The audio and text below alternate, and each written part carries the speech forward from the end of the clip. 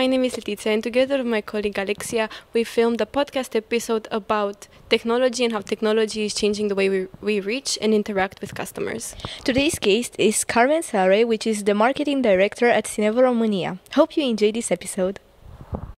Hi, welcome to our podcast. It's really nice having you here. I'm very happy to be with you today.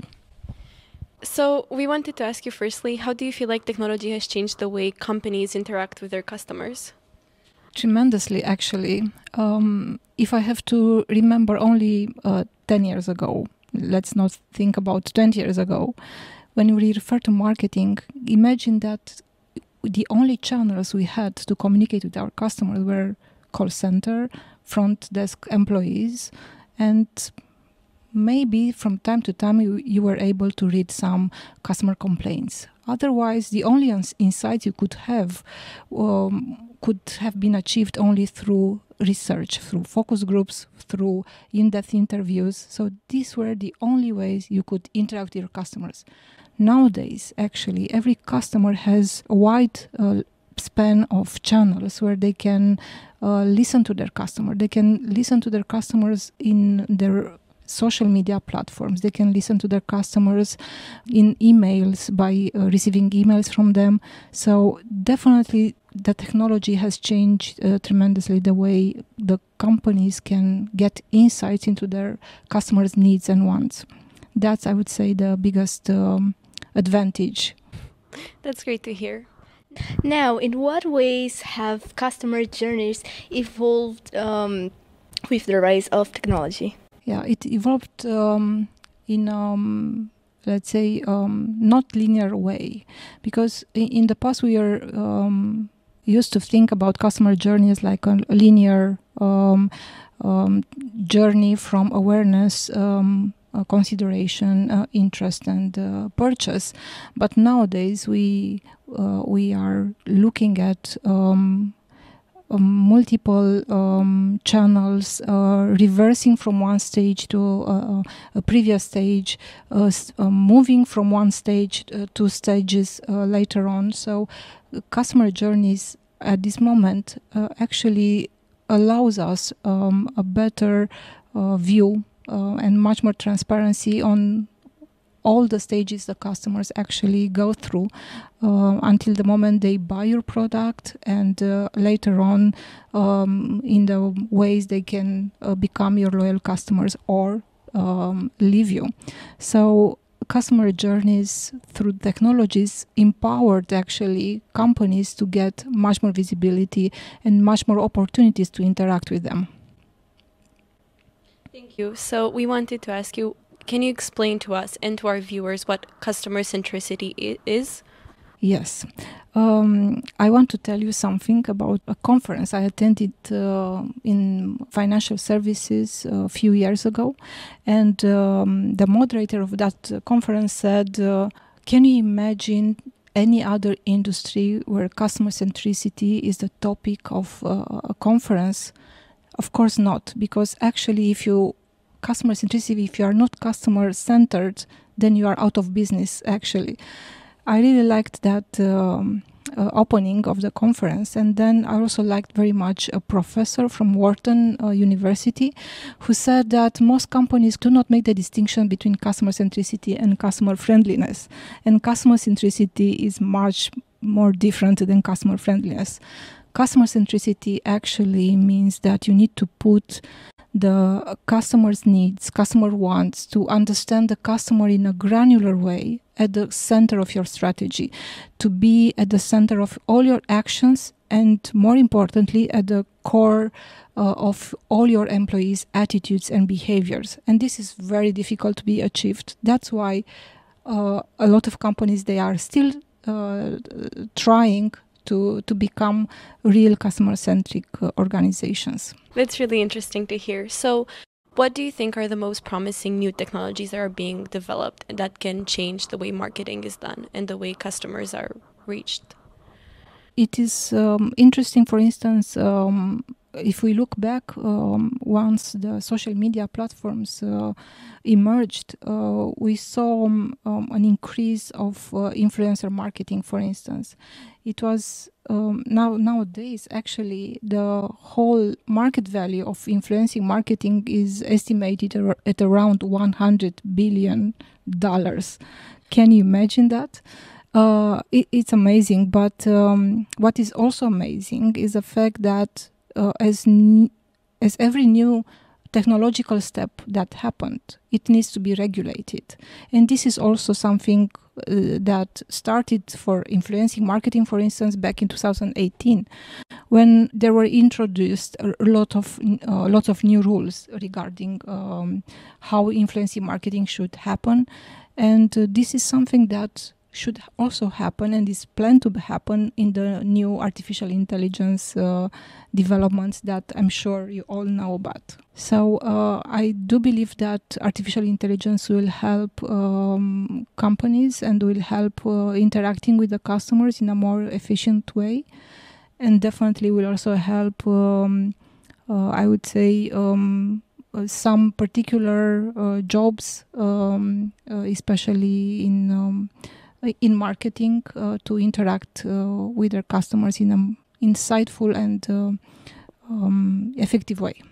Could you tell us about a more concrete example? Because, for instance, we know that you won an international award with a VR campaign. So can you tell us more about that? Yeah, actually, the award was the SMR Award for Effectiveness in Research, not as a campaign.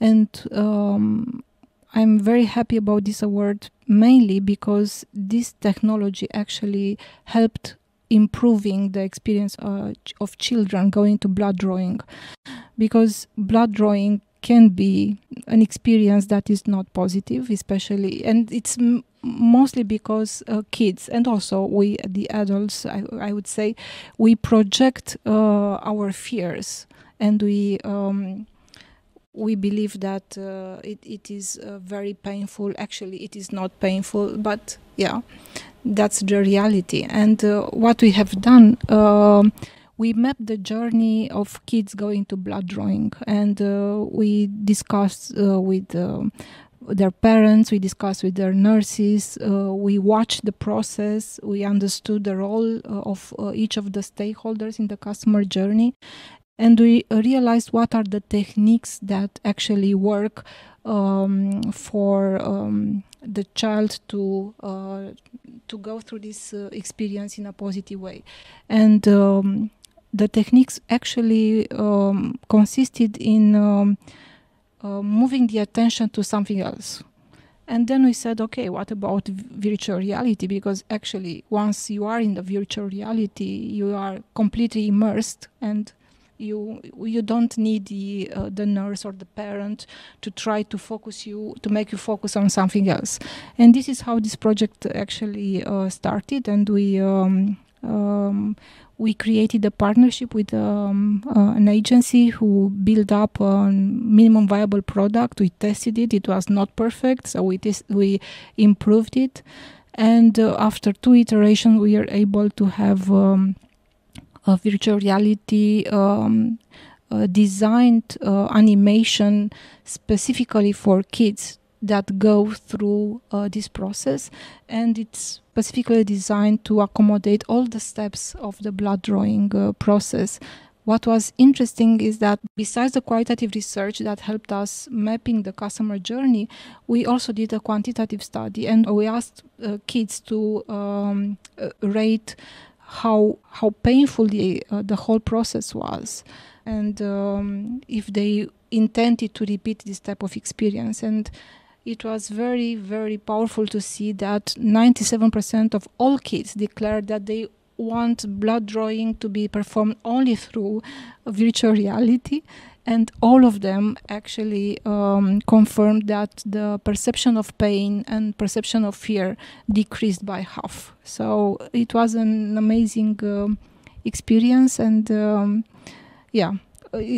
only watching kids going to blood drawing, crying, and feeling with a lot of anxiety, and then after the experience to see them laughing and being happy about the way it worked.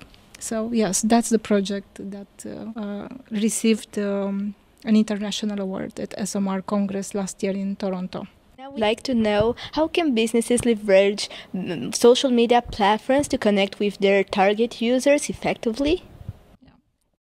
It is a challenge, I would say, but I will give you some examples. I liked an example about a company from US, JetBlue, and one of their customers just posted on Instagram that he was very unhappy that he was in Boston, in Logan Airport, and unfortunately the terminal where he was supposed to fly didn't have a Starbucks coffee.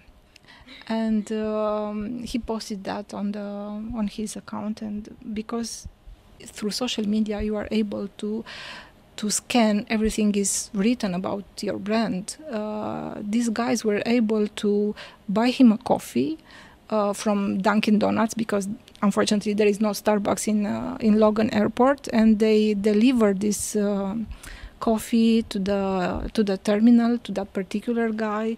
And they posted very nicely online that unfortunately we couldn't provide you the Starbucks, but we hope that you will enjoy the Dunkin' Donuts. This is a very nice example of how social media actually can give a lot of opportunities to granularly understand your customers' needs and wants. So now, with these rapid changements in technology, do you mind telling us how marketers can stay ahead and actually adapt to these changing landscapes? I think marketing is a function where you never stop learning, and this is what I really like about my job. How you can, let's say, be always up to date is only by reading. There are lots of publications, lots of websites, lots of platforms where you can take the most updated developments in our field. And if you book like I don't know, 30 minutes at least per day, reading something new, being inspired by one campaign or by a teacher, I'm sure it is possible to stay ahead and to be up to date to everything that is new in this field. So data privacy is a really hot topic right now. So our question is, how do you feel like marketeers can manage to balance customer experiences and data privacy? Yeah. Yes, it's a nice let's say debate between I would say marketeers and data protection officer in every company I know. I mean, as a profession, you always want to provide the most personalized experience to your customer. You want to do lots of campaigns that you believe will bring value to both the customers and the company. But we need to do that respecting the law. And if we have in mind that data privacy is extremely important, and if we consider that this should be our first, let's say, principle whenever we start any marketing action, I think it is feasible, because you can ask the customer's permission for what types of data he's comfortable to allow you to use in your marketing activities. Of course, the more data you are allowed to use, the more personalized you can become in your experience that you provide to them. But in the end, it's the customers who is in the decision seat, and you need to respect that. So by asking always the permission, by having a database, with all these preferences, definitely you can accommodate the two words, the creativity and the desire of personalization and the law, actually, and the data privacy that every customer should enjoy. Lastly, now that we're approaching the end of our podcast, we have one more question for you. What advice would you give for teenagers that are willing and want to start a career in marketing but don't know where to start? What skills should they acquire? What things should they learn? I think marketing is a wonderful profession, and you teenagers, I'm sure the new generation, the generation you are part of, will make profound, I would say, impact in the whole society. Because what I admire about you is the fact that you are very committed, you are very purpose-driven, and you like to learn new things. Actually, for us, we had to learn how to use certain digital platforms or certain digital assets. You were born using them. As regards the marketing profession, I think deep inside you need to realize if you really are, let's say, passionate about understanding, first of all, the customer, being empathetic, understanding the needs, the pains. Only by doing that, I think you can become a good marketeer. So from my point of view, this customer obsession, customer understanding, and customer centricity, it is at the core of any marketeer who wants to develop in this field. Later on, definitely, you can learn a lot about data analytics. You can learn about customer relationship. You can learn about running campaigns. You can learn about measuring your campaigns. But at the core of it should be the desire to understand the customer and to try to help him. So that will be my advice. Read about it. You can start reading about and watching some campaigns, watching some brands that you like. Try to understand what is what do they want to achieve, what are the objectives behind any piece of communication that you see. Try to understand what are the core target groups that they are trying to reach.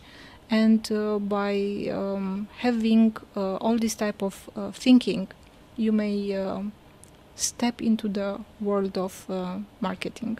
Thank you so much for being on our podcast. It was a pleasure, and I wish you lots of success. Thank you.